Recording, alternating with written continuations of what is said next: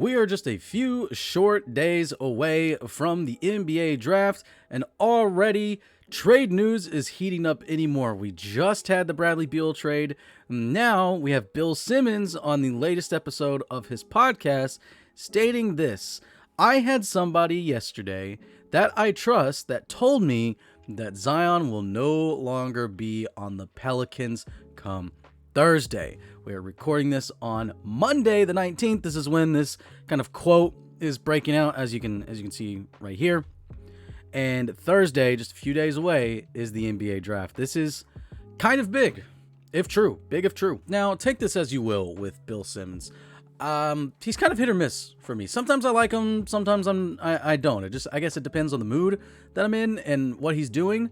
He's definitely the guy that is like patient zero of the mock trade bug that has bitten NBA Twitter and the NBA landscape in general over the past couple years. The infatuation with these mock trades that are just terrible and outrageous. He's one of the main culprits of it, and there's some bad trades out there that he does, and we call him out a lot on those bad trades because they're bad trades. But I also cannot deny that Bill Simmons has a lot of good contacts in the NBA. It's part of the perks that come with being as well known as he is and how high he is on the ladder. And he's going out there publicly and saying that someone that he trusts is telling him that Zion is not going to be on the team on Thursday. Now, it's always interesting when we get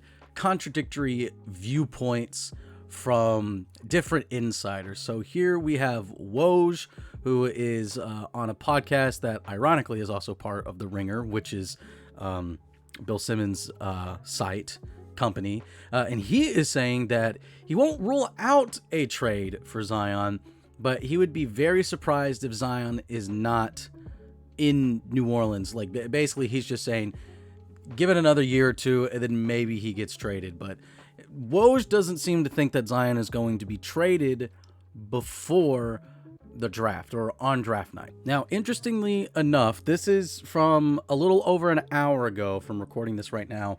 This is FanDuel TV, which Shams is a part of. And he is saying that the Pelicans are aggressively looking to move up for Scoot Henderson, which I can't blame them.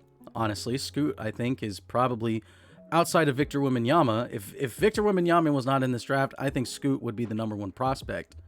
But he is saying that Brandon Ingram, Zion Williamson, those are two guys that can go get you a top pick. BI, it would make a little bit more sense because we're like, Zion is such a freak talent. I mean, he was the second coming of Christ when in the 2019 draft. It was insane. It was all about tanking for Zion that year. And now we have not just one, but two insiders, one of them being like one of the big insiders who's always throwing the news out there, who's fighting woes around trades and spoiling the draft. This guy's going on mute, by the way, on Thursday. I am turning this guy on mute. I don't want to know anything about the draft. He already decided to ruin the couple first picks of the NFL draft. That screwed me over because I didn't have him muted because I didn't think that I would need to have him muted, but there I was having to mute him on NFL draft night. But how did we get to this point where Zion Williamson is on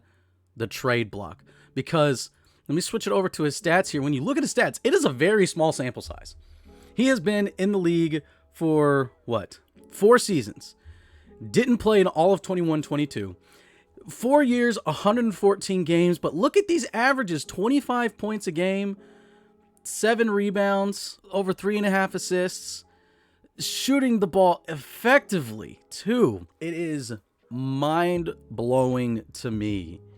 It honestly is. Now, I say it's mind-blowing to me, but I want to put a caveat on that because I understand why this is happening. Now, yesterday it was coming out through multiple websites, multiple outlets, that supposedly Zion does not have a relationship with anyone in the organization, a good relationship, positive relationship with anyone in the organization and has no real relationship with any of his teammates. That combined with the fact that he can't stay healthy, he doesn't seem to be taking good care of his body, he seems to always come in overweight, his weight is fluctuating at all times, he's just unreliable to the organization when the hopes of the organization of winning the championship and getting better rely on one player who has played in 114 games in 4 seasons.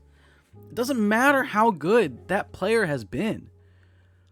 That's a problem with the injuries, the weight, and the self-check issues, along with supposedly attitude issues. I see why New Orleans would want to get rid of him. If you could cash him in for the number 2 or number 3 pick, you go get Scoot Henderson and you essentially kind of do a retool type deal.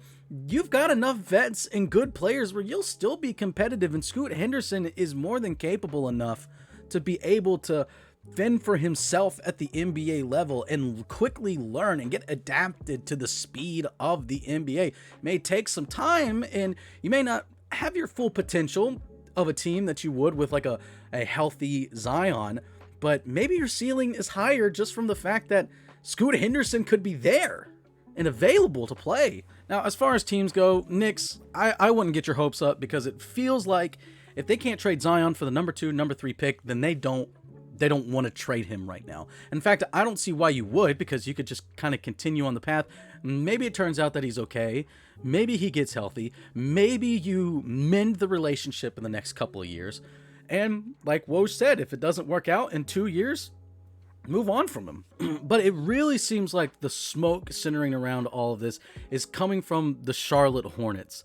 And since they do have the number 2 pick, you don't want... If I'm the Pelicans, the Hornets would make the most sense, because I don't want to trade for 3 with the Blazers and then someone jump me for the 2nd pick and they take Scoot Henderson, and then the guy that I traded away, the second coming of Christ before the second coming of Christ with Victor Wembanyama, is gone, and we don't get the top prospect on our board outside of the second coming of Christ. And I just got a notification from Shams that said Draymond Green is declining his player option and will be an unrestricted free agent. He'll probably resign, but man, that's a lot of money to turn down. But he could be going for long-term security. But anyway, back to the Zion thing. This is just such a wild card of an idea that's happening right now. If this was to happen, it would break NBA Twitter. It would break everyone's minds, because 4 years ago, man, he was him. Imagine 4 years of healthy Zion. People thought he was going to win an MVP by this time, competing for a championship. He played how many games? His rookie season, we can look and see. He played 19. No, wait, that's his age. He played 24 games. I'm an idiot. He played 24 games his rookie season, and people thought that he should have been Rookie of the Year for winning 24 games. That's how high the media was on Zion. And if he goes to a bigger market and these injury issues and personal issues continue, I didn't even mention the stuff with the porn stars. The Knicks don't even have a first-round pick this year. Their first-round pick belongs to Portland. Yeah, sorry, Knicks, you're not getting Zion. Don't trick yourselves into it, okay? We all remember 2019 when you thought you were getting Zion, Katie, and Kyrie, and you didn't get any of them. You got RJ Barrett. You guys got Jalen Brunson now, which is good for you guys, but you're not getting Zion. I'm not even going to entertain that anymore. But anyway, guys, what do you think? Do you think Zion is going to get moved? Do you think he should be moved? To what team? What's the package look like? I really don't see much of a package outside of mostly it being the 2nd overall pick. I mean, obviously, you'll need players and stuff like that in exchange. But again, what do you guys think? Should he be traded? Should he not be traded?